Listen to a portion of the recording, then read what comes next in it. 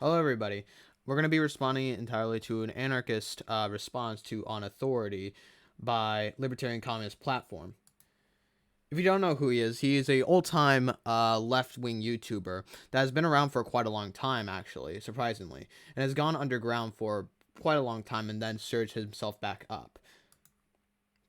For a long time, he's essentially been inactive, but now he's essentially gone back and done more entirely of reading groups and reading discussions for anarchist theory and for anarchist practice. Not too long ago, he made a video to Frederick Engels' On Authority to try and debunk Frederick Engels' entire book, or at least maybe on how Marxists essentially interpret it entirely, which I can agree. In some cases, Marxists do interpret On Authority very badly, which I can definitely agree with. However, it seems here in this video that he is trying to essentially debunk Frederick Engels and the entirety of the practices there that is very much important for Marxist theory and to entirely interpret of what we can understand of a dictatorship of the proletariat. With that, we have to keep this in mind, and with that, we can essentially go on to this entire response. So, this is a Marxist response to an anarchist response to On Authority of On Authority by Frederick Engels. So, without further ado, let's get started. Also, I want to preface this video is probably going to be a lot more chaotic than the majority of my own videos. So keep that in mind. Anyways, let's get started. Hello and welcome to Libertarian Communist Platform. One of the most often referred to texts arguing against anarchism is On Authority by Friedrich Engels. Leninists who use this text to argue against the organised principle of self-management either don't know that this has already been debunked countless times by anarchists or are willfully ignorant of theory. I thought I would debunk it again to hopefully set the record straight as best I can.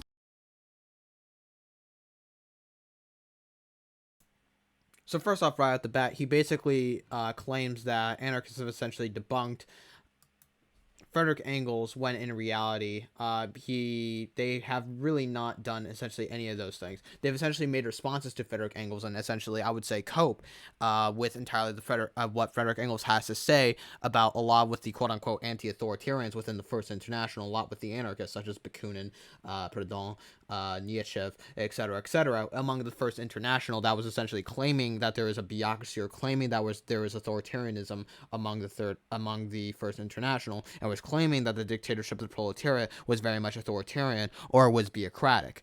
And the entire source for that, or argument that Frederick Engels provides, is the fact that essentially this is not necessarily the case, and nor essentially do they really have the attentions into essentially being authoritarian, and they are trying to explain on what essentially authority even means in the first place, and what that essentially can even entail from the masses themselves, rather than through a bureaucracy, but an authority of democracy entirely, which is something that Frederick Engels points out, and something that Lenin essentially points out within the what he says, the organization of self-management.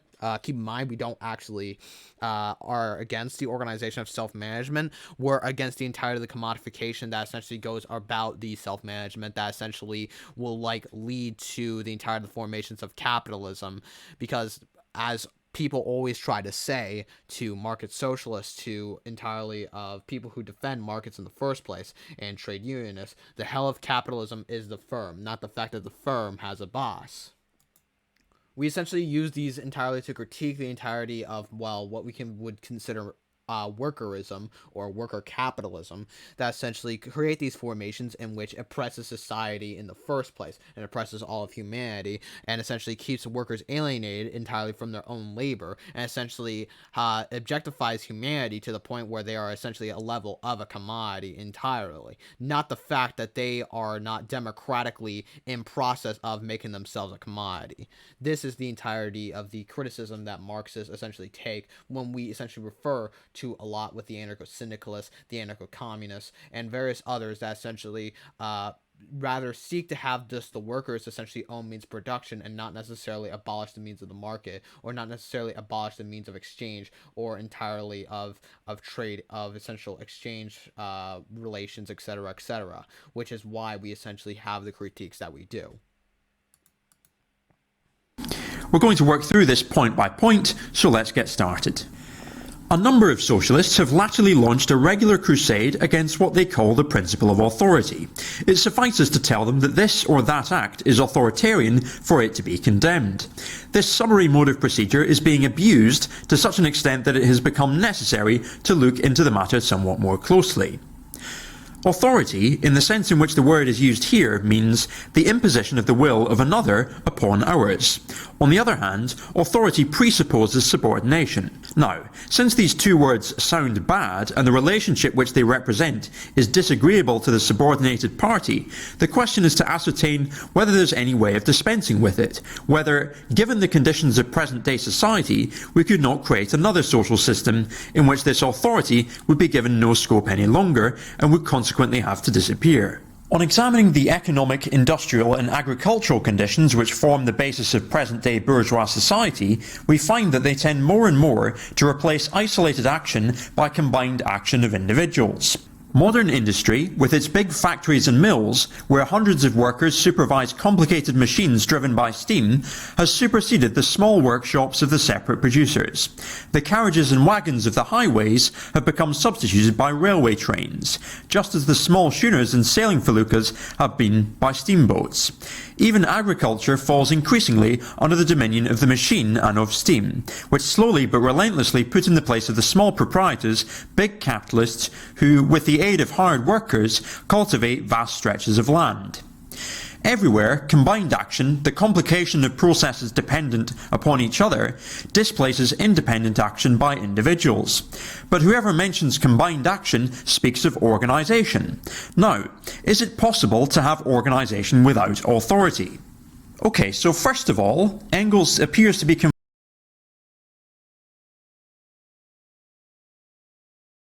conflating collective organisation with hierarchy.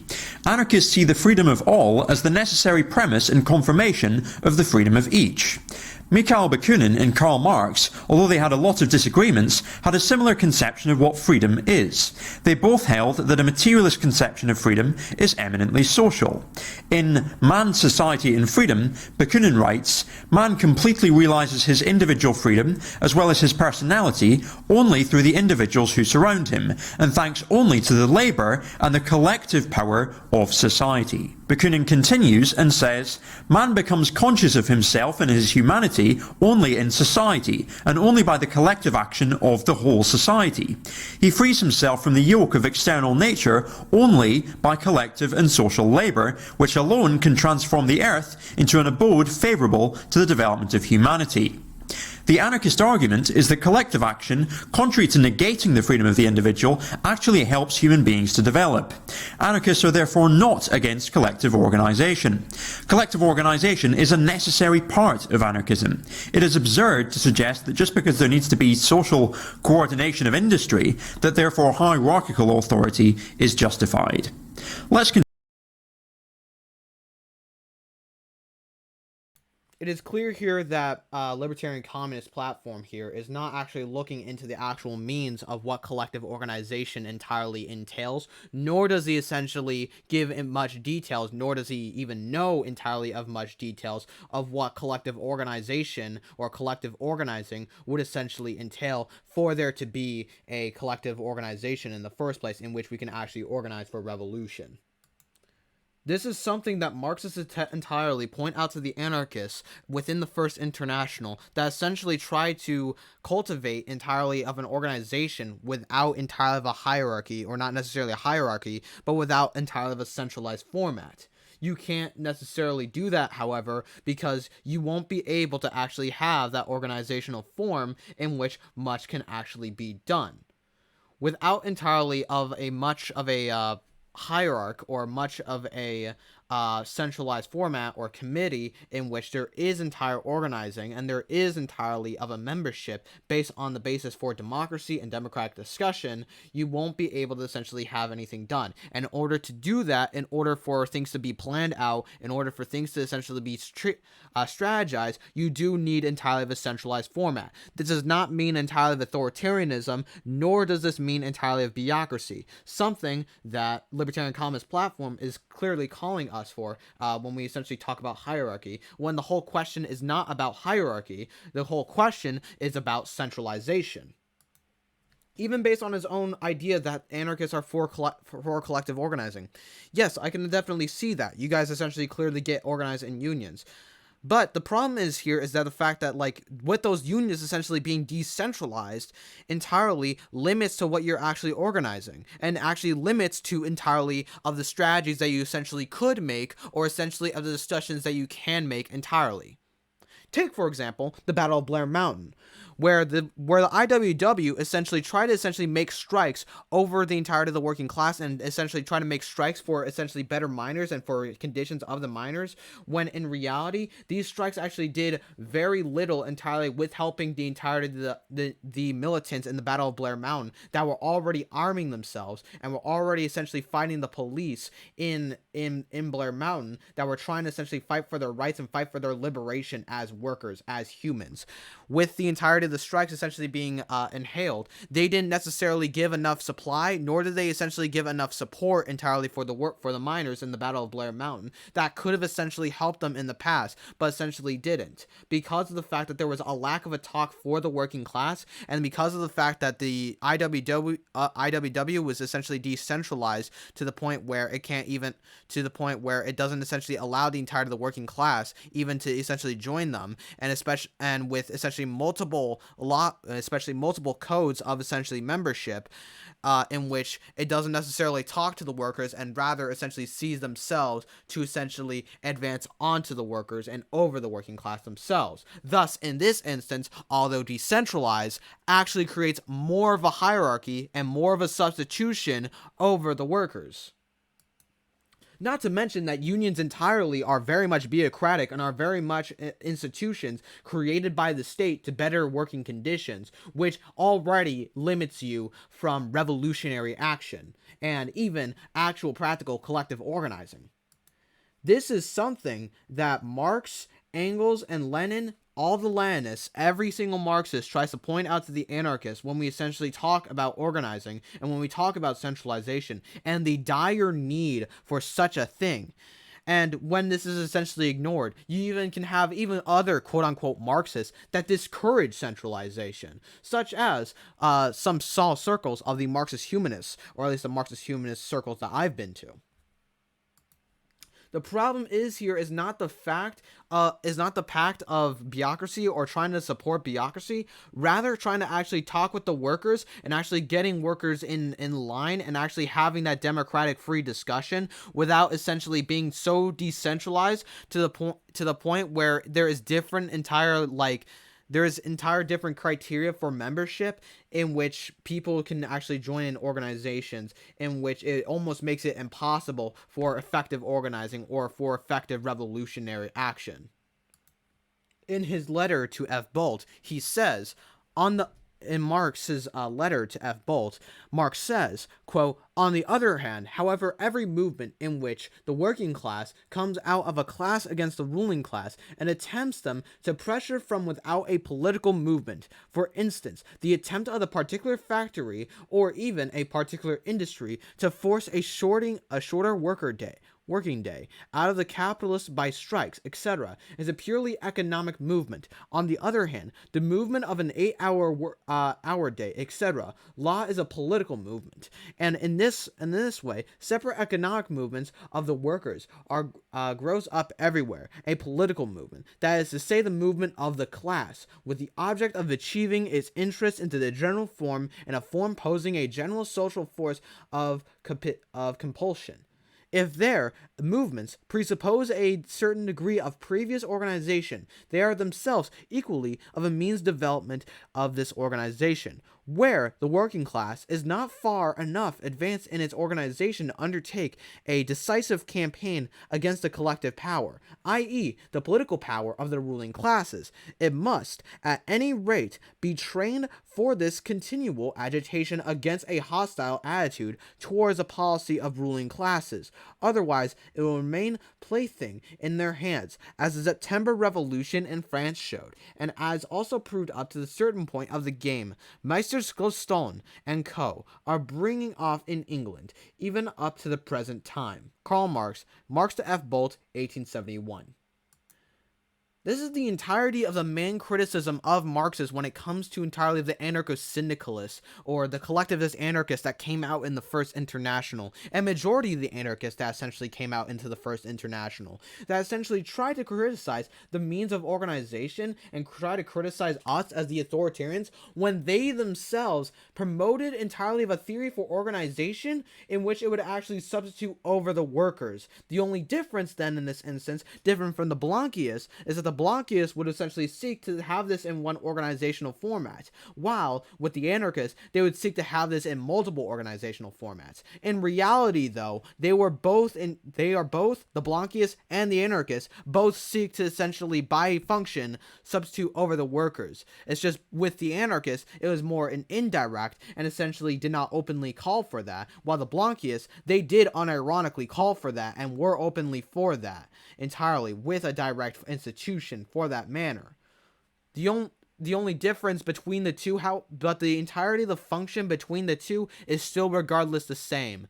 Actions would be made without talking to the workers and without actually agitating the working class, and essentially making chaotic formats of organization in which it would actually substitute over the workers and not take the entirety of the proletariat into consideration, which is the entirety of the problem when we talk about Blanquism and when we talk about substitutionism, and especially in this instance, trade unionism. In the same work, Marx actually goes on to critique Bakunin directly in this letter. Quote, at the end of the 1868, the Russian Bakunin entered into the International with the aim of forcing inside the Second International, called the Alliance of Social Democracy, with himself as leader. He, a man devoted to theoretical knowledge, put forward the presentation that is a separate body which represents the scientific propaganda of the International, which was to be made of the special function of the Second International within the International. His program was specifically scrapped together, hashed on the right and left: equality of classes, abolition of the right of inherent starting point of the social movement, Saint Semitic nonsense, atheism as a dogma to be dictated to be the members, etc., and as the main dogma, Proudhonist, abstain from the political movement.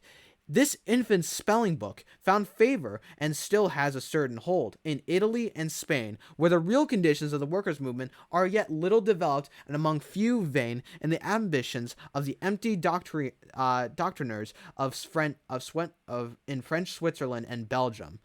For Bakunin, the theory assembled the rubbish as scrapped together from Proudhon, Saint Simon, etc., is a secondary affair, merely a means of personal self-assertion. If he is a non-entity of the theoretician, he is in his element an ingreer.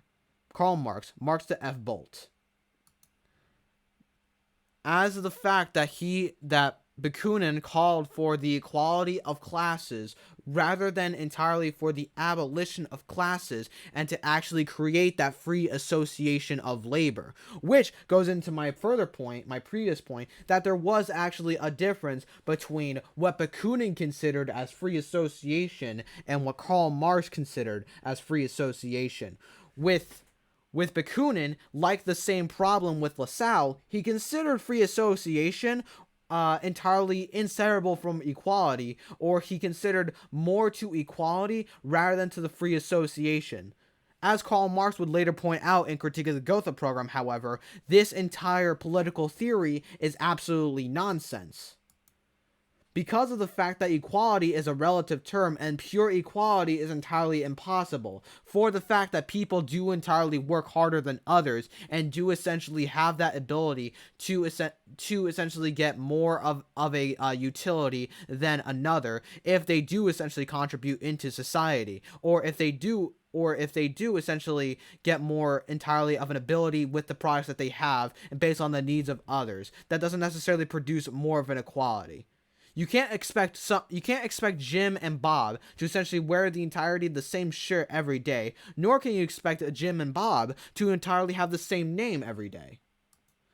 They are entirely of individuals with different characteristics, different personalities, and different entire needs as well for that factor, which entirely comes to their own individual choosing among that entire dialectical relation with themselves as humans, a part of the collective, to talk to the collective as one. Thus, entirely does not essentially have equality, but does entirely have a collectivist presence and a communist structure for there to actually be free association and freedom without entirely a equality to all, or a pure equality in this instance. Anyways, let's continue on to what Libertarian Communist Platform seeks to essentially say next. Continue with Engels' writing. Supposing a social revolution dethroned the capitalists who currently exercise their authority over the production and circulation of wealth. Supposing, to adopt entirely the point of view of the anti-authoritarians, that the land and the instruments of labour had become the collective property of the workers who use them. Will authority have disappeared, or will it only have changed its form? Let us see. Let us take by way of example a cotton spinning mill. The cotton must pass through at least 6 successive operations before it is reduced to the state of thread, and these operations take place for the most part in different rooms. Furthermore, keeping the machines going requires an engineer to look after the steam engine, mechanics to make the current repairs, and many other labourers whose business it is to transfer the products from one room to another, and so forth. All these workers, men, women and children, are obliged to begin and finish their work at the hours fixed by the authority of the steam, which cares nothing for individual autonomy. The workers must, therefore, first come to an understanding on the hours of work, and these hours, once they are fixed, must be observed by all without any exception. Thereafter, particular questions arise in each room and at every moment concerning the mode of production, distribution of material, etc., which must be settled by decision of a delegate placed at the head of each branch of labour, or, if possible, by majority vote. The will of the single individual will always have to subordinate itself, which means that questions are settled in an authoritarian way. In calling this authoritarian, Engels is ignoring the materialist conception of freedom as it's more or less agreed upon by Marx and Bakunin. The automatic machinery of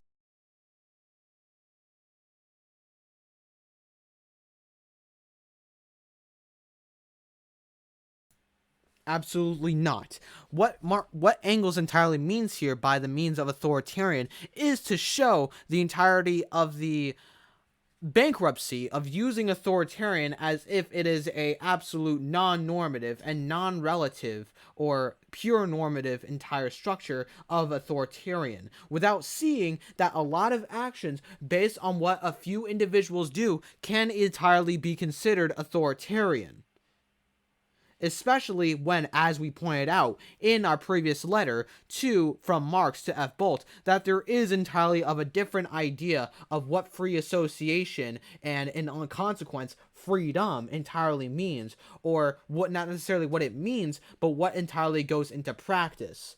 What Engels is doing here is not ignoring. He is not ignoring at all the entirety of what Marx essentially considers freedom. Rather, he points out the entirety of the bankruptcy of the anarchists with their normative claim about authoritarianism, and not using that into a relative sense, and not essentially using the entirety of the term of centralization, but also not seeing their own hypocrisy when using authoritarian actions themselves, with the difference of their entire organizational format being decentralized. The big factory is much more despotic than the small capitalists who employ workers ever have been. At least with regard to the hours of work, one may write upon the portals of these factories, "Leave, ye that enter in, all autonomy behind." If man, by dint of his knowledge and inventive genius, has subdued the forces of nature, the latter avenge themselves upon him by subjecting him, insofar as he employs them, to a veritable despotism independent of all social organisation. Wanting to abolish authority in large-scale industry is tantamount to wanting to abolish industry itself, to destroy the power loom in order to return to the spinning wheel. This is embarrassing. It's embarrassing for a number of reasons. Firstly, let's tackle this idea that you need mechanics and engineers and all of that. Bakunin notes that the authority of expertise in a given area is distinct from hierarchical authority. Authority, understood in terms of expertise, does not limit liberty, for the same reason that, in the middle of this pandemic, I listen to the advice of doctors and nurses to stay at home. I don't waltz around saying, "Oh, you're asking me to wear a mask, that violates my liberty. Rah, rah, rah, I want to exercise my right to get sick and die," because getting sick and dying or putting other people at risk does not enhance my freedom at all. Hence, I defer to the authority of doctors and nurses. Or, to quote Bakunin, "Does it follow that I reject all authority? Perish the thought. In the matter of boots, I defer to the authority of the bootmaker." Anarchism is therefore entirely compatible with the idea of deferring to someone who has skills and knowledge. The second objection is that in Bakunin's other theoretical Immediately, we see that Libertarian Communist Platform takes the exact same path as Bakunin did, missing the entire point of what Frederick Engels is trying to say, or what Frederick Engels did entirely say, that consequently both of them entirely ignored. Here we see entirely of Libertarian Communist Platform even using the pandemic as a very perfect example for complying to essentially wear their masks and essentially socially distance in order to not get sick, in order for the betterment of their own life. But he does not even realize that even based on that own anarchist logic, and among the entirety of the logic that essentially is even used in classical philosophy, that you are actually giving up your entire right entirely to not wear a mask, or you're essentially giving up your right of a free associate into society, in this instance, as an individual, to entirely listen to others and to comply to others on their advice, in which you can actually do that. The only difference here is the fact that this outcome actually benefits you, in which you won't be able to get sick, but you are still either way complying to the advice and complying to the entirety of the advice from others in that collective manner. Thus entirely is a will of an authority to you. The only difference is that this is actually more of a collective manner, and this is more of a structural manner, in which there is actually a mutual benefit entirely for all, and that which there is actually a better benefit for all of society. This is the entirety of the non-normative claim of what we mean by authority, or at least what should be considered as authority, that you and Bakunin seem to essentially fail to understand. And this is why, even by your own logic, you can even be considered as a complier to authority, or to possibly someone who essentially subscribes to the boot, as Bakunin essentially talked about. To go about his second point, apparently, his second objection. Anarchism is therefore entirely compatible with the idea of deferring to someone who has skills and knowledge. The second objection is that in Bakunin's other theoretical writings, he argues that society should be organised from base to summit and from circumference to centre. In other words, society should be organised from the bottom up rather than the top down by means of free federation of the associated producers. Free federation of the associated producers is entirely compatible with delegation. In fact, anarchists are generally in favour of a system of democratically elected, instantly recallable delegates to collectively manage things like large-scale industry. Another alternative would be rotation, i.e. everyone gets a shot at being a delegate. The third objection. Once again, Libertarian Communist Platform is clearly showing his workerist entire aspirations. I do agree with him on the delegate structure, and nor does Frederick Engels disagree. He seems to think that he does. And with that, I would basically say Frederick Engels goes on to actually promote democracy and promote entire democratic free discussion within on authority. To that, at least to that, I would say. Anyways, on to his second objection about free federalized workers. The whole point entirely in seeing the entirety of the problems within society is not the fact that there is not an equal exchange or an equal authority between the workers over the capitalists, and the fact that in capitalism there is a authority of the capitalist over the worker. Rather, the fact and to try and apparently see a more equal society, or more equal society based on the classes. Rather, the problem here in this instance is the fact that there is entirely of a class base in the first place, and of the fact that there is entirely of a class base that entirely subjects the entirety of humanity to go into a certain social relation to the means of production, in which they are subjected entirely to slave for wages, in which they have to sell their labor power and commodify themselves and commodify their entire physical and mental ramifications for work, or in other words, ability to work, in which they can't actually have their own power into their production, and in which they not only can't have their own power into their production, but are indeed exploited and have their surplus value that they put in entirely within the workday extracted to the point where they essentially get paid very little of what they entirely put in within the labor time in consideration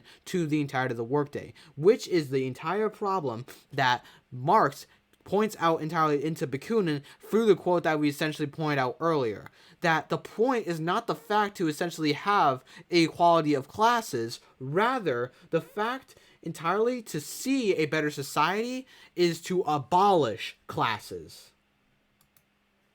Now, let's go to his third objection into this instance, into this situation, I guess.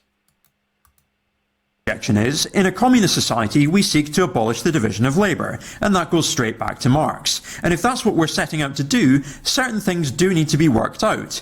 There would be a lot of boring admin that would need to be done under socialism, but it would be very important that said admin is not monopolised and made the reserve of an elite class which organises things in its own interests. So we need to share the administrative labour if the overall division of labour is something we wish to overcome.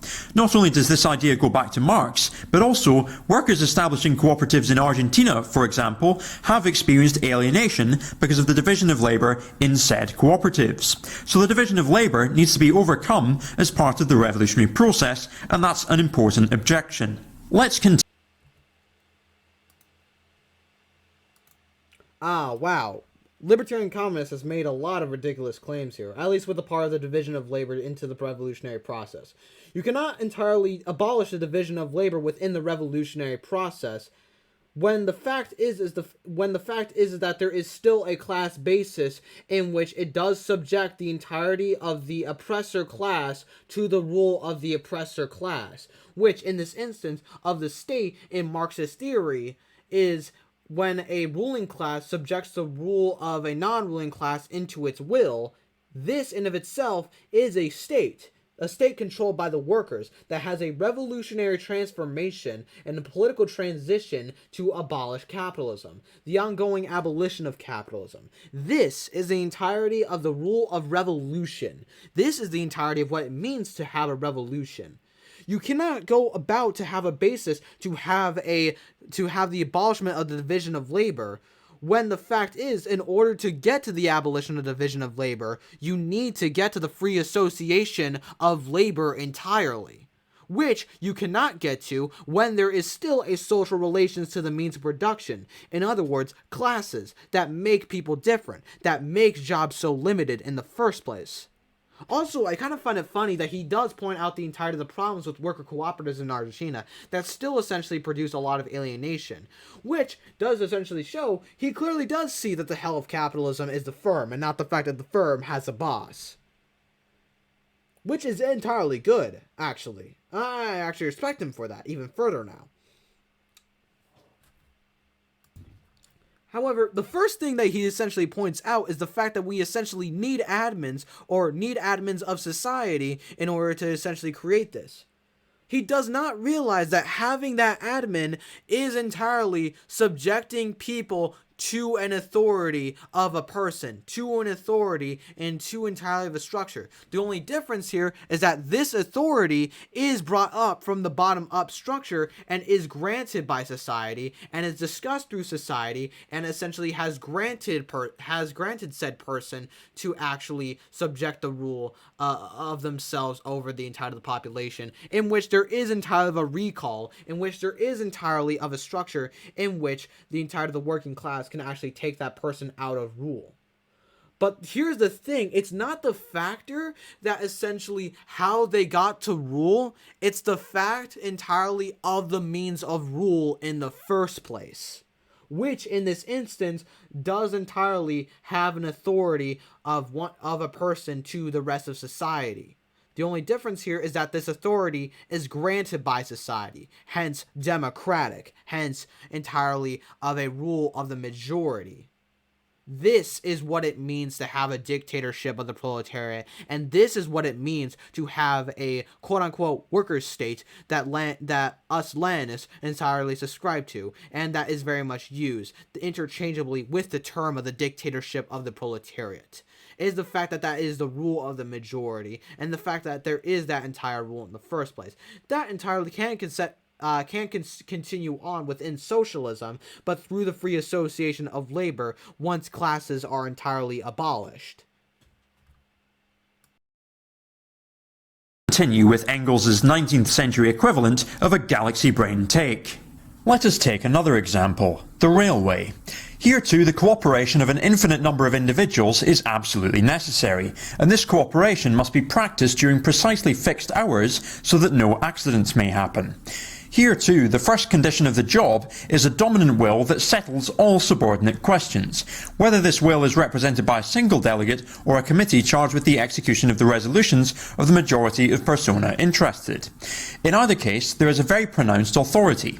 Moreover, what would happen to the first train dispatched if the authority of the railway employees over the passengers were abolished? This is, again, a question of expertise which, as I've already stated, anarchists have no problem with. However, I want to offer a counterexample here, which is the historian of the Spanish Revolution Gaston Laval's work, Collectives in the Spanish Revolution. Now, in fairness to Engels, this revolution was long after he died.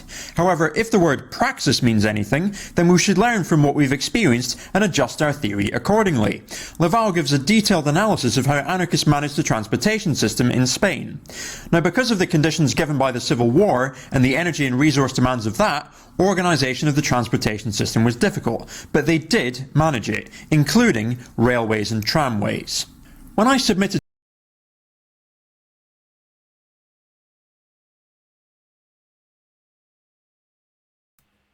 As we pointed out previously with Libertarian Communist Platform entire thing of expertise, that entire experience of expertise is still of authority of people over the rest of society. The difference here is that this is entirely of a free association of authority, or necessarily of an authority based on the rest of society to others in that mutual benefit, in that mutual exchange.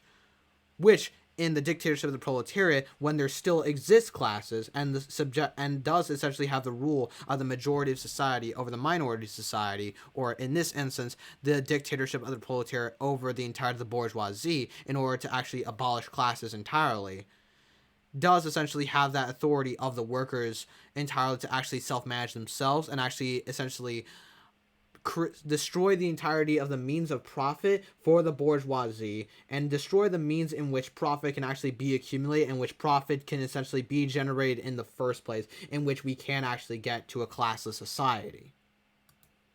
And as Libertarian Communist points out, with the entirety of Catalonia and the entirety during the Spanish Revolution, he points out how the syndicalists were actually able to manage the entirety of their transport system, but he does not essentially give the details exactly how.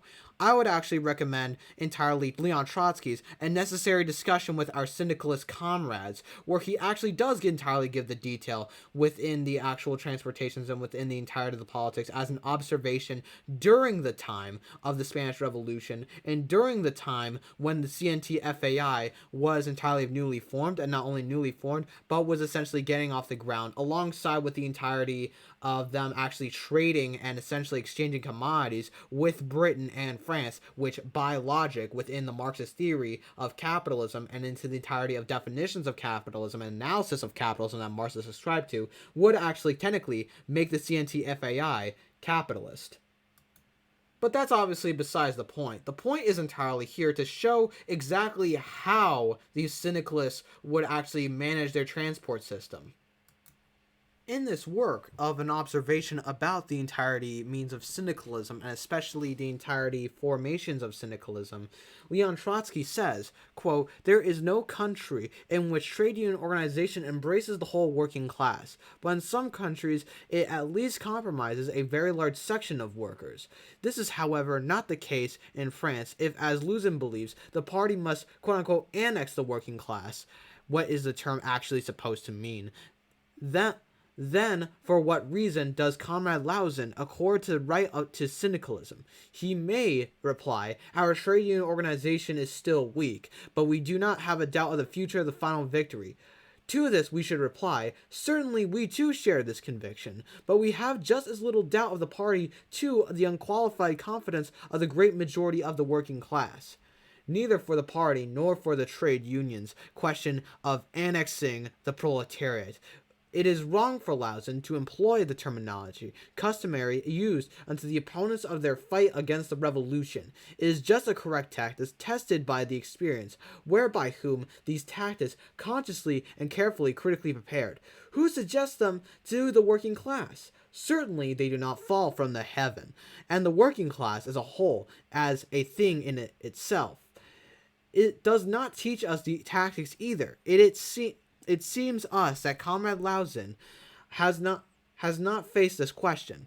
The proletariat has its aim within itself. If we strip this sentence with its mystical trappings, its obvious meaning is the historical tasks of the proletariat are determined by its social position as a class, by its role in production in society, in the state.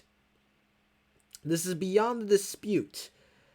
But this truth does not help answer the entirety of the question of the concern, namely, how is the proletariat to arrive at subjective insight into the historical task posed by its objective position? Were in the proletariat as a whole capable of grasping its historical task immediately, would it need neither party nor trade union. Revolution be born simultaneously with the proletariat. But in actuality, the process by which the proletariat gains insight in the historic mission is very long and painful and full of internal contradictions. Leon Trotsky, a necessary discussion with our syndicalist comrades. Leon Trotsky here basically points out the entirety of how the principle of the CNT-FAI, essentially how they actually would form into their actual manifestations and into their authority, where they would actually, by function, annex over the proletariat, which in of itself is even authoritarian, and I would actually claim very bureaucratic and substitutionist over the entirety of the workers in of itself, which the only difference here is now this is actually being decentralized in a quote-unquote federalized manner by a trade union, rather than just by the workers themselves into their own functions, centralized with their own Soviets, and actually based on that power to themselves, with the actual formations to dismantle capitalism. Again, this is why us Marxists actually critique the entirety of the anarchists and critique the entirety of the anarcho-syndicalists, especially here, especially like in Spain, with their entire formations and their entire practice on how they actually got to form, well, a lot of their theories and a lot of their entire praxis in the first place, when in reality their praxis is exactly what led them into their doom in the first place, and is exactly what led into their workerism. To the most rabid anti-authoritarians, the only answer they were able to give me was the following. Yes, that's true, but there it is not the case of authority which we confer on our delegates, but of a commission entrusted. These gentlemen think that when they have changed the names of things, they have changed the things themselves. This is how these profound thinkers mock at the whole world. Giving the left libertarians a fair hearing would detract from the elaborate strawman that Engels is constructing here. Engels never explains what said left libertarians meant by a commission entrusted. Bear in mind this is 19th century, so the language could have been different, or he may well be paraphrasing to suit his argument, which is probably the case, but in any case this renders analysis difficult, if nigh on impossible. In which case, I refer you to the previous example of the railways and tramways given by Laval.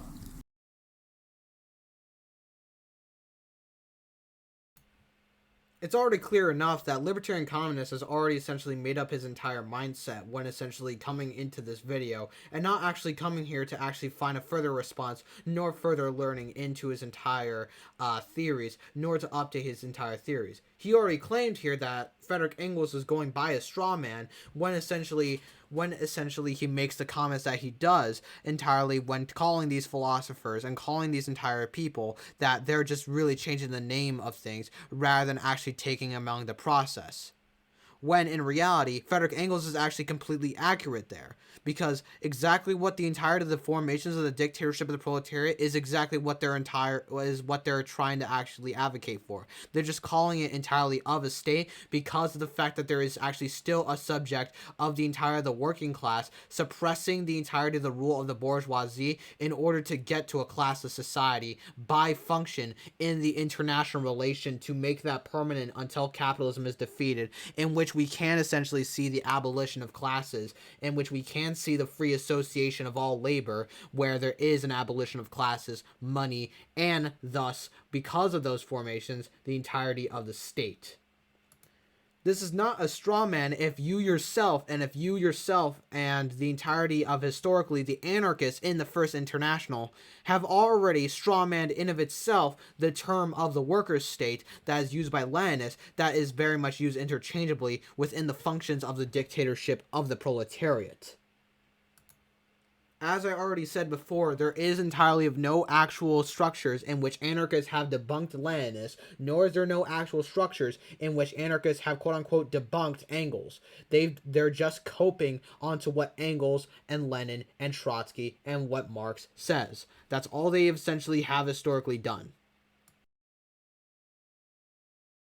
We have thus seen that on the one hand, a certain authority, no matter how delegated, and on the other hand, a certain subordination, are things which, independently of all social organisation, are imposed upon us together with the material conditions under which we produce and make products circulate.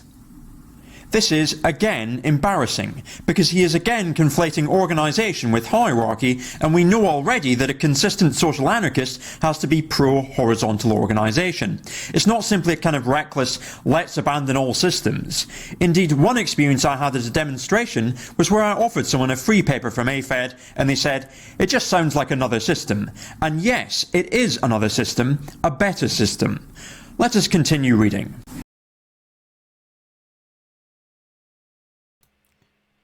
And as we pointed out beforehand, as he clearly essentially ignores the entirety of the details to actually get to that system, in which we can actually get to entirely of that new essential authority, we essentially have to look at the actual details of what that authority means and what the entirety of the formations of that organization means. Which he clearly says that entirely anarchists are for organization, which, no doubt in mind, the entirety of the collectivist anarchists did call for entirely of formations into unions. But the problem here in this instance is the fact that it is decentralized, and is the fact that although decentralized, still actually has an authority over the entirety of the working class, actually even more so than trying to talk with the workers and trying to actually relate to the entirety of the working class itself. Again, I refer to you of the Battle of Blair Mountain, but if you will not essentially seek maybe to the Battle of Blair Mountain, then I would essentially refer to the entirety of the Bisbee deportation, where the IWW did actually organize a strike with only 3 members of the actual Copper Queen mines organized within the IWW and organizing that strike, in which in the end the Bisbee local officials deported 2,000 workers of Bisbee into New Mexico, when only 3 workers of the Copper Queen mines actually struck among the IWW, and the entirety of the legal officials in the IWW actually made the entirety of the strike without the entirety of the talk nor the consideration to the workers in Bisbee. That resulted into the deportations of 2,000 workers. Again, this is why us Marxists critique the entirety of the formations of unions. And not only the entirety of the formations of unions, but especially, absolutely especially critique the entirety of using unions for revolutionary action. We have seen, besides, that the material conditions of production and circulation inevitably develop with large-scale industry and large-scale agriculture, and increasingly tend to enlarge the scope of this authority. Hence, it is absurd to speak of the principle of authority as being absolutely evil, and of the principle of autonomy as being absolutely good. Does it follow that I reject all authority? Perish the thought. I've already made this point, but just to drive it home, consider Tom Wetzel's On Organisation. I'm not sure when it was written originally, but on the Anarchist Library it says it was retrieved in April 2017. So this appears to be quite recent, and Tom Wetzel had some criticisms to make of consensus, and he also talks about delegation from a libertarian communist perspective. Wetzel writes, "It is possible to elect people to perform delegated tasks without creating a top-down organisation. Here are a few guidelines. The scope of authority of an elected person, such as correspondence secretary or treasurer, should be explicitly defined and delimited so that everyone knows what this person should be doing, and with the requirement of regular reports to keep the membership informed. The person should be elected for a limited term, such as 1 year, and should be subject to recall at any time by majority vote of the membership, but with the requirement of adequate notice to ensure that this is not sprung all of a sudden by those members least favourable to the person currently doing the job. If at all feasible, there should be a requirement of mandatory rotation from office. This is especially important for any position of acting as spokesperson or representative of an organisation or body of people. If an organisation is very small, however, it is sometimes difficult to rotate responsibilities. Even so, the person carrying out responsibilities can report regularly to membership meetings and can thus be directed by decisions of the membership. Nobody is to be elected to set policy for the organisation, but only to carry out those responsibilities that have been assigned by the membership. The general membership meeting of the organisation must remain the supreme decision-making body and can overrule any decisions of elected officers. The idea is that the main decision-making responsibility of the organisation is not to be delegated to some steering committee or executive, but is conducted directly by the membership through their own discussions and votes. This is the heart of the libertarian concept of organisation. And I think this is a very reasonable set of proposals. Most social anarchists would probably agree with this. And this is not a new idea. This idea of democratically elected, instantly recallable delegates was implemented during, for example, the great upheaval of the late 1870s, wherein railroad workers in the United States organised strike action not through the mainstream trade unions, but by delegation. All of this is compatible with anarchism, and it's dishonest to suggest that it isn't. Let's continue reading.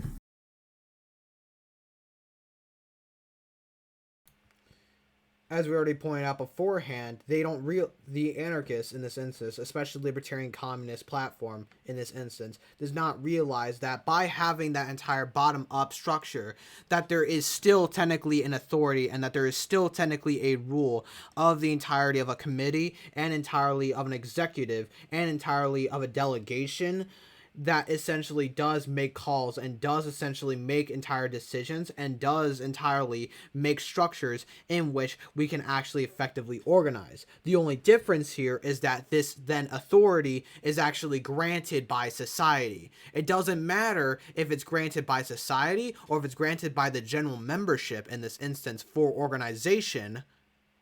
It's still an authority regardless, which is the entirety of the actual goal in mind. Which, in this instance, as Frederick Engels does point out earlier, that to say that all authority is evil is absolutely absurd. Because of this instance, because of the fact that there is a delegation system in which it is granted by membership. But the point is not the fact that this is granted, but the point is not the fact that, like, we should then essentially have an authority essentially granted by not membership, but rather already presuppose. That's not the goal in mind. The goal in mind is just the use of that entire delegation in the first place, which if you entirely admit that this delegation is the structure, then that in of itself is authority over the entirety of the membership. The only difference is that this is then granted by the membership itself. But it's still an authority over the membership regardless, which is entirely the point that Frederick Engels is trying to make here when essentially anarchists try to use authority entirely as a pure evil structure. majority of the entirety of Tom Wessel's of what he pointed out, I actually agree with, and so does Frederick Engels, so does Marx. That is entirely how the First International was formed in the first place, was the fact that there was free discussion and free debate, and that there was entirely of elections from basic members to entirely of delegates and the entirety of representatives to actually represent them, not essentially voting for people, but talking to people and actually voting on policy, in which subscribing those people to actually present that policy from them. That is the basic function of a Soviet that Lenin actually proposed entirely. That is the basic function of the First International that Marx, Engels, Lenin, and Trotsky entirely proposed in the first place. But they don't but here's the thing that the anarchist doesn't realize, especially libertarian communists here does not realize. What the fact is not here, the problem here is not the fact that we're trying to advocate for a top-down structure. We're not. We are advocating for a bottom-up structure. But the thing is that this has to be centralized, and this does essentially have to be under one organization for this to be effective, which Tom Wessel is providing here.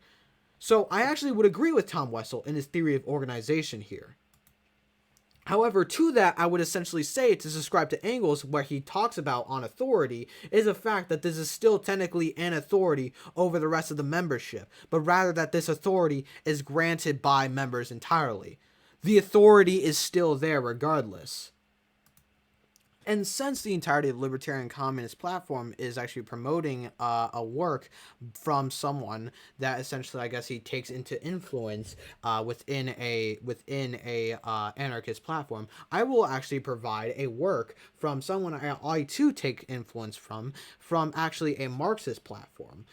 In Sandra Bloodworth's Lenin versus Leninism on the Marxist Left Review, she actually highlights the entirety of the formations of organization that Lenin himself, and thus actual Leninists, advocate for, which she says, quote, summing up what has been his argument in essence since the 1903 Congress, but increasingly confidentially as the thing which divides Workers' Revolutionary Party from the party of reformism and liberalism, he wrote, what constitutes an establishing the working class press and a working class body contributes from the wealthy friends, but in the activities of the workers themselves. We, in our part, are proud that our cast iron reserve and consists of the Kopics from the workers. The fact that Robichaka Goska received at almost as much of their collections from the non-proletarian sources as proletarian is not a mark in their favor, but further proof of the close connection between liquidationism and bourgeois intellectual circles.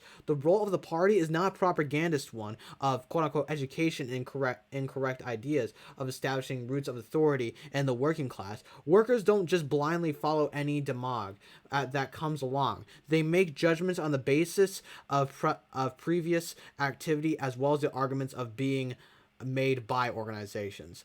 Sandra Bloodworth, Lenin versus quote-unquote Leninism. Keep in mind, this is actually a Marxist and actually even a self-proclaimed Leninist actually even making these arguments in the first place, and still calling for a bottom-up structure and calling for organizations made up of workers, even quoting Lenin himself that is actually calling for these things as well, which is entirely the formation here as well. The problem here is that for us as Marxists, we recognize that this is still technically authority, but it is an authority that actually creates that means entirely to an end, which is something that the anarchists fail to actually realize and rather just see entirely of this actually being the pure thing and seeing this as the actual end goal, which is very much a problem because of the fact that this is actually the exact formations that entirely can lead back into the resurgence of capitalism in the first place. Anyways, to continue on to the video, which we are actually already at an hour for, at least in this video, let's actually continue on to the video, and hopefully we can actually make these things short. Authority and autonomy are relative things whose spheres vary with the various phases of the development of society. If the autonomists confine themselves to saying that the social organization of the future would restrict authority solely to the limits within which the conditions of production render it inevitable, we could understand each other. But they are blind to all facts that make the thing necessary, and they passionately fight the world. This appears to be an economistic analysis. To paraphrase Justin Muller from the essay on Anarchism in Education, which I shared on my channel earlier, the core of anarchism is an underlying skepticism towards hierarchy, and therefore socialism is an incidental feature of anarchism, as is opposition to patriarchy, for example. I don't think Engels' argument holds here because authority, understood in the sense of hierarchy and domination as a problem, is not confined only to the economic sphere, but also exists in many other areas of life, such as race, gender, and sexuality. Why do the anti-authority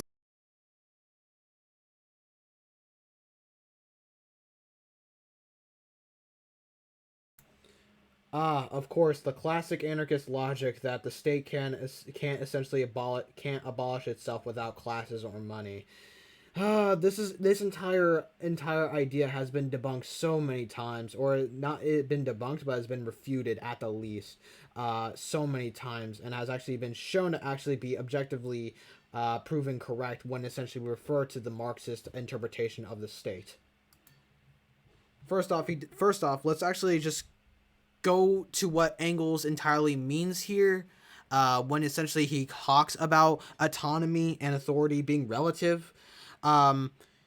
Libertarian Communists actually concedes this argument by function, because literally what Libertarian Communists pointed out, that the entirety of the problems with authority would essentially be kind of like hierarchy and like all of these things as a problem in of itself, is like indeed kind of like a problem, but is entirely of a means to an end, in which we can actually see that and actually see kind of like the majority of society making that, which in of itself is still a hierarchy and is still entirely of an authority.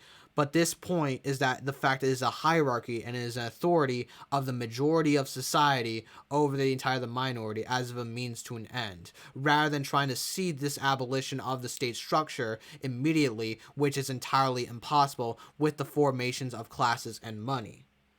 And within the entire structures of hierarchy that Libertarian Communists is trying to go here, that essentially we can go through a state or a absolute authority through means of identity without classes or money in this instance, which is just hyperly ridiculous. You can't expect the state to legitimize itself without the entirety of money or without classes entirely go by.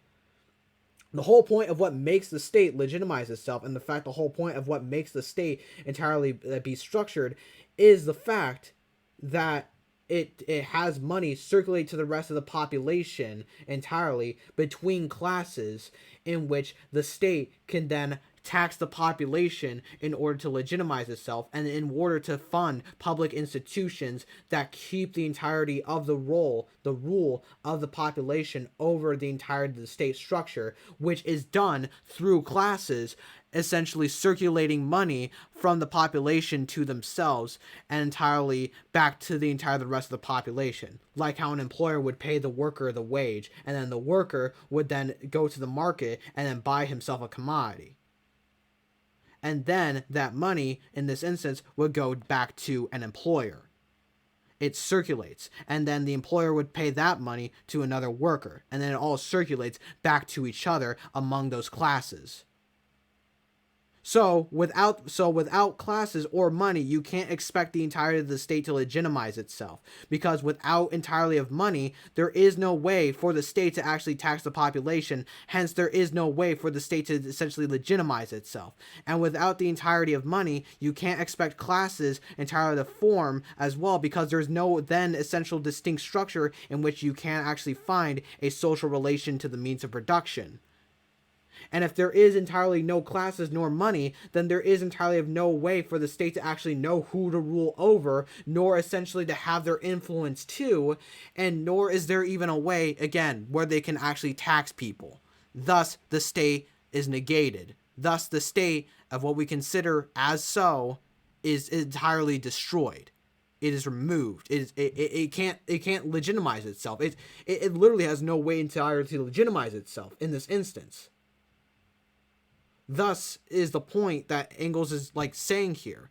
And thus to essentially say hierarchy can be structured through possibly racism, patriarchy, or all these things is entirely ridiculous. It is entirely the social oppression that we can actually see there, but as we can see, is a consequence entirely with the state and with entirely like the class antagonisms that we can see. And it does essentially show that within the entirety of the means of the revolution, that is the dictatorship of the proletariat, will we actually see this very much negated, in which we can actually see workers uniting as workers, as entirely of a struggle entirely against the capitalists, against the entirety of the employers, in which we can actually see in which there is an entire desire for a classless, moneyless, stateless society, which is socialism and communism.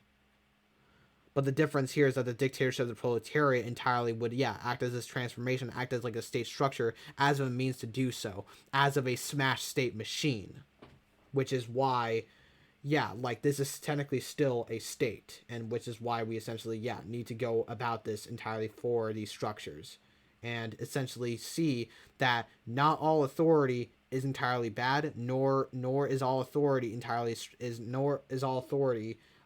terrible in a way, and authority can actually be used as a means to an end based on the rule of the ruling class themselves in a smashed state machine. Authoritarians not confine themselves to crying out against political authority, the state. All socialists are agreed that the political state, and with it political authority, will disappear as a result of the coming social revolution. That is, that public functions will lose their political character and will be transformed into the simple administrative functions of watching over the true interests of society. The elaborate straw man of anarchism continues. The fact that anarchism is not limited to anti-statism, but is in fact more than anti-statism, is completely uncontroversial. This is just basic 101 stuff that Engels is missing. Anarchism comes from the Greek anarchos, meaning no rulers. This includes an opposition to capitalism, the patriarchal family structure, homophobia, transphobia, and so on. It is not merely limited to the state. Secondly, the points I made about getting rid of the division of labour also apply. That's necessary in the process of revolutionary change, otherwise there's a big risk of reproducing class relations. For example, having an elite class watching over the administrative functions of society. Finally, let's read the last of On Authority and be done with it. At this point, he's basically just repeating arguments, honestly. We've already essentially debunked the entirety of the formations of trying to essentially abolish the division of labor during the revolution, for the fact that there is still not a free association of labor, and the fact that there is still social relations to the means of production, i.e. classes entirely within that structure, and that in which you can actually see the full abolition of the division of labor is either in socialism or communism, or in this instance, lower phase communism or higher phase communism. Most likely with higher phase communism, because of the mode of distribution would essentially be from each according to their ability to each according to their need, while in socialism it would or lower phase communism it would essentially be to each according to their contribution to society, in which they get back into another. With this entirely in mind, he is not necessarily incorrect that there is entirely possibly a class that will essentially overwatch other people in this instance, which is the entire fucking point of the revolution, is the fact that this class is the working class, entirely abolishing the formations of capitalism, in which we can actually see a class of society. It's just not a state in the traditional sense. It's a smash state machine entirely controlled by the workers through that democratic struggle and within their own formations in that entire destitute, in that entire power. Thus, entirely a workers' state, a state controlled by the workers, or just the revolution to be permanent until capitalism is defeated. This is the entire theory of permanent revolution that Karl Marx, Friedrich Engels, and Vladimir Lenin, Leon Trotsky, and various other Marxists essentially subscribe to when we talk about the dictatorship of the proletariat. Is the fact that this is entirely the case, and the fact that there is still technically a rule of the majority, right? Through the bottom-up structure as you described, right? But the problem is the fact that this is still technically a rule, and thus a rule is entirely of an authority, a hierarchy of the majority, which is entirely necessary. This is not the end goal. This is the means to an end, which actually seems why anarchists are entirely at fault here, because I would actually make the claim anarchists are not as radical as essentially they need to be. Like, which is entirely being pointed out by even Friedrich Engels here, where he even says that political authority would essentially be abolished, like, in the entire end goals when we get to communism. Also, the fact that Libertarian Communist Platform literally says that anarchists don't see that the political authority can't be used as a means to an end, or at least how I got that, shows he is clearly lacking in the actual entire idea, or lacking in the actual entire conflicts of which Karl Marx and Bakunin were entirely having at the time that Frederick Engels was actually responding to. To that, I should actually honestly quote Bakunin and Marx for this one, and actually ascribe to Alan Woods in his book Marx versus Bakunin, which is a historical outline of the entirety of what happened in the First International. In Statism and Anarchy by Mikhail Bakunin says, quote, "We the revolutionary anarchists are the advocates of education for all the people, of the emancipation of the wildest possible expansion of social life. Therefore, we are the enemies of the state and all forms of the statist principle, in opposition to the metaphysicians and positivists of the worshippers of science. We declare that the natural and social life always comes before theory, which is only one of the which is of its manifestations, but never its creator. From out of its own accessible depths, society develops through a series of events, but not of the thought alone. Theory is always created by life, but never creates it in the mileposts of the road signs, and it indicates the direction and the different stages of the independent and unique development." Mikhail Bakunin, Statism and Anarchy. In Fictitious Splits in the International by Karl Marx, he says, quote, "The first phase of the proletariat struggle against the bourgeoisie is marked by the sectarian movement, and is logical at the time the proletariat has not yet developed sufficiently to act as a class. Certain thinkers criticize the social antagonism suggested the fantastic solutions thereof, which the mass of workers is left to accept, preach, and put into practice. The sects formed on the initiators of the abolitionist by their very nature, i.e. alien to the real action, politics, strikes, coalitions, or inward and a united movement. The mass of the proletariats always remains indifferent or even hostile to the propaganda. The Paris and Lyon workers did not want the Saint Simonists, the Foreigners, and the Arcarians any more than the sheriffs and the English trade unionists. Trade unionists wanted the Owenists. These sects and the levers of the movement beginning, but become obstruction as soon as the movement outgrows them, after which they became reactionary. Witness of the sects in France, in England, and lately the Lassallians in Germany, who after having hindered the proletariat's organization for several years, ended up becoming the simple instruments of the police. To sum up, we have here an infancy of the proletarian movement, just as the Aristology and the alchemy are the infancy of science. If the International were founded, it is necessary the proletariat go through this phase." Karl Marx, Fictitious Splits in the International. And to that, I would also ascribe the entirety of the historical document that Alan Woods has made called Marx versus Bakunin, in which he actually highlights the entirety of the full debate between Marx and Bakunin, and the entirety of the reasons why Bakunin was essentially exiled, and even debunks a lot of the Bakuninist claims about Marx and Marxism entirely. With that, I would actually just recommend you yourself to actually read Marx versus Bakunin from Alan Woods when we essentially go about this. And I would recommend that. Majority of the books I would probably recommend, I would probably link in the description of this video, if possible. But for now, as essentially Libertarian Communist has essentially said beforehand, this video is almost over, or at least his response to this, in which I can actually give a response to his response, is almost over, in which we can actually come entirely to a conclusion about this entire debate between the Marxists and the anarchists that is still going on today. But the anti-authoritarians demand that the political state be abolished at one stroke, even before the social conditions that gave birth to it have been destroyed. They demand that the first act of the social revolution shall be the abolition of authority. Have these gentlemen ever seen a revolution? This is not only ignorant, but offensively so. Consider, for example, the experience of Joseph de Jacques, the French anarcho-communist revolutionary and poet. He was organising for women's emancipation.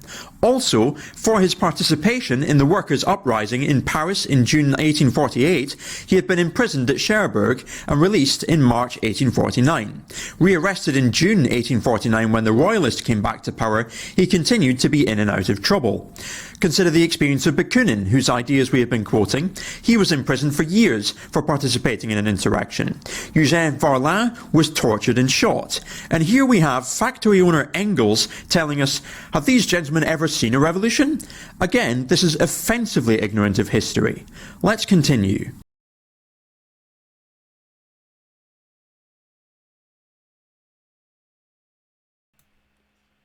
Well, to that, I would actually probably say to Libertarian Communist Platform to basically cope in what Engels is basically saying here, because he is literally missing the entire point of what Engels is basically trying to say here, and he is not discouraging the entirety of anarchists that in their revolutionary practice entirely and saying that these people deserve to be fucking tortured. I'm sorry if you take offense to it, okay? But the whole point is not entirely to take offense to this. The point is entirely to point out the problems within the theory of anarchism and within the entirety of revolutionary practice that anarchism has.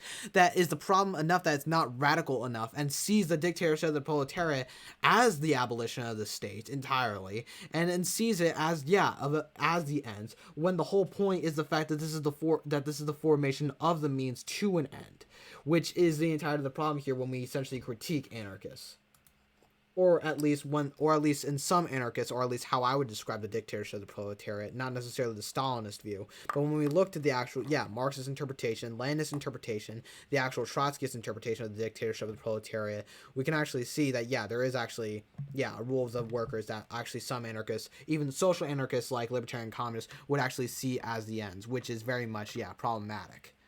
Either way to that, even if they don't see that as the ends, either way is still kind of like problematic, is still very much problematic, and still think that we have to have a full abolition of the state is very much, impractical because of the fact that capitalism is an international social relation that basically has this entire structure in of itself in all formations of the entirety, against the entire working class in that international relation as an economic system. Also, I find it very much just pedantic entirely to mention that Frederick Engels entirely owned a factory, which he himself never even owned a factory. His father did, and his father put essentially Frederick Engels as a manager for about 2 months until he quit the job, when he met Karl Marx and when he saw the entirety of the problems of the conditions of the working class in England at the time. So just very much so, like all I have to really say is like, don't necessarily take a lot of these things entirely personal, buddy. Like, I really don't know what to say. A revolution is certainly the most authoritarian thing there is. It is the act whereby one part of the population imposes its will upon the other part by means of rifles, bayonets and cannon. Authoritarian means, if such there be at all, and if the victorious party does not want to have fought in vain, it must maintain this rule by means of the terror which its arms inspire in the reactionists. This is, again, embarrassing. Engels is saying, oh, you're anti-authoritarian and yet you're in favour of revolution. Curious. Don't you think that's a kind of authority? This is reactionary. It's almost on the level of the reverse racism logic. The oppressed class using armed force to overthrow oppression and repress the capitalist class is in fact anti-authoritarian, and for Engels to argue otherwise is quite frankly a betrayal of socialist values. No, it is not a betrayal of socialist values. It is the entirety of the point of pointing out the entirety of the relative term of authority, or quote-unquote authoritarianism, that anarchists essentially subscribe to so loosely and so much to the point where it's almost impossible to even have a concrete or entire definition of what authoritarianism entirely means, or of an actual concrete structure for that. And entirely using the term of authoritarianism the way as Bakunin did, entirely of making that as of a normative structure rather than entirely of a relative structure, relative normative term over than a relative. No, fuck. A normative term over than a relative term. Man, I keep mixing those two up. Sorry about that, everybody. Anyways, this is entirely, not reactionary. To compare this entirely to the argument of reverse racism is absolutely in of itself reactionary, because you're bringing identity politics into something that is entirely of class analysis. Through bringing up in the entirety of the oppressed class, overthrowing the entirety of the oppressor class as anti-authoritarian, is in of itself not really anti-authoritarian if the workers are actually subjecting the rule of themselves as the majority of society over the minority, and actually then acting onto their own interests over the entire minority, and stealing and essentially taking away the entirety of the profits of the entire bourgeois to actually get to a better society. This is still an authority regardless. This is still a quote-unquote authoritarian act by the entirety of the majority of society over the entirety of the minority, over the entirety of, from the working class, over their oppressors of the employers. This in of itself is the theory of revolution. And within this, keep in mind, within how the anarchists would essentially ascribe as authoritarian, is in of itself, the theory of revolution being authoritarian. But the difference is the fact that this is a rule, and the fact that this is an authority from the entirety of the working class over the entirety of the bourgeois, of the bourgeoisie, to actually get to a better society, and having that smash state machine in which we can actually have democratic structures, in which we can have Soviet control, in which the workers themselves have that say into the state rather than by the bourgeoisie. This is like the entire thing that Engels points out here. And you yourself calling this a betrayal of socialism shows you never even knew what socialism was.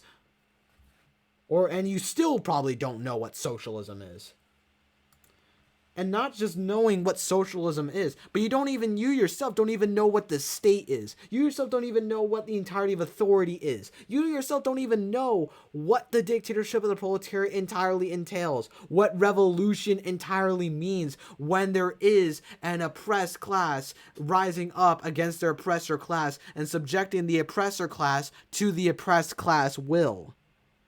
That in of itself is still a state, because of the fact that it still has a class rule. Oh my god. It is not the social revolution which is violent, but the institutions it seeks to abolish that are. Would the Paris Commune have lasted a single day if it had not made use of the authority of the armed people against the bourgeois? Should we not, on the contrary, reproach it for not having used it freely enough? Again, the same point applies. Anarchists consistently advocate armed insurrection. Engels leaves us with this. Therefore, either one of two things. Either the anti-authoritarians don't know what they're talking about, in which case they are creating nothing but confusion, or they do know, and in that case they are betraying the movement of the proletariat. In either case, they serve the reaction. So let's just sum up Engels' argument. He misses basic 101 stuff such as the distinction between hierarchical authority and competent authority. No, he fucking doesn't. No, he fucking doesn't. You do. He misses the point about delegation used to coordinate large-scale industry. No, he doesn't. It's just like he recognizes that literally this is still technically an authority by the working class. This is exactly what Marx is entirely trying to essentially say here. Jesus Christ, man. And then he calls revolution authoritarian.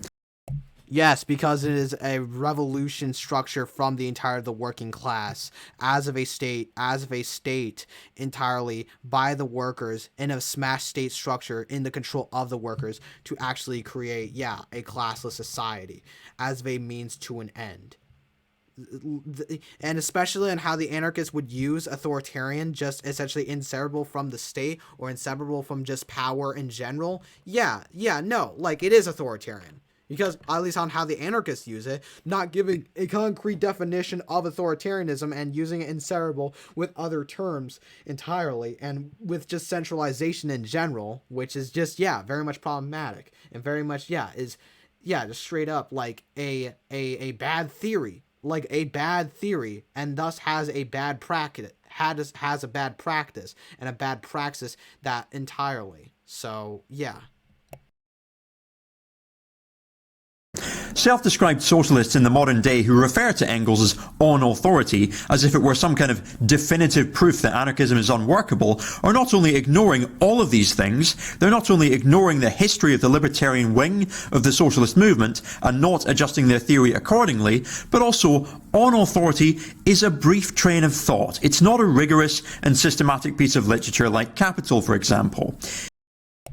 I can actually agree with the latter, but I definitely disagree with the former. With Marxists that essentially ascribe to the entirety of on authority is as of a way in which we can actually provide a convincing argument. Like how an anarchist would essentially recommend someone to read Statism and Anarchy, despite the fact that us Marxists heavily critique that book very much. Even Marx himself critiquing that book in his own notes. So, yeah. Like like I would still recommend On Authority because it does essentially point out the entirety of the problems with even the quote-unquote libertarian wing of the First International at the time. We're not ignoring the entirety of what the libertarian wing essentially ascribed to. We're just taking entirely what they say and the entirety of the logical conclusions that we can give through a dialectical method in which this is actually ascribed by, which shows, yeah, a very much bad practice, a bad theory which gives off a bad praxis. Herein lies the obvious drawback of adopting a philosophy wherein you worship specific individuals and treat their words as gospel, no matter how logically flawed, offensively ignorant, and reactionary they happen to be. Please tell me where, like, I guess Engels was being reactionary here. I really don't see it. I know you got personally offended when he basically talked about, I guess, yeah, revolution being authoritarian and, like, comparing that to reverse racism, which is just straight up intellectually dishonest, not necessarily reactionary. That'd actually be reactionary of you for pointing it out in the for like trying to point that out and trying to relate that into the first place when we're talking about class analysis and not pure identity politics or pure social oppression. This is actually just really garbage, honestly. Holy shit. I think I'm going to end the video here because he just comes to a conclusion entirely that we've already essentially debunked, and we've already essentially debunked entirely. And he basically complains that Marxists are very much cultists, which we aren't. Don't know what to say to that. Like, if we were cultists, then we wouldn't necessarily have any means to essentially debate you in the first place, nor would we essentially try to defend our actual arguments in the first place. I even try not to essentially talk about Marx here until he would essentially be a historical person to actually probably get a actual argument for what he said. Majority of the arguments that I've made here did essentially originate into Marx's interpretation, but was from my own words and was from my own argument in of itself to actually show why I think Marx is right in a lot of instances, just based on my own individuality into reading him.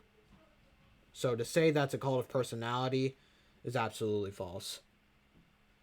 Anyways, hope you guys enjoyed this video. If you did, then leave a like button down below. I very much appreciate it. Sorry if this video was entirely chaotic as hell. I'm pretty sure it definitely was, but I just had to make a response to this. It's fucking bullshit, and the fact that, like, there's still anarchists that essentially talk about this, and the fact that there's actually a surge of essentially anarchists trying to quote-unquote critique Marxism as well is very much flawed. Which, yeah, I, as a Marxist, would essentially make a response to an anarchist response, as I always have.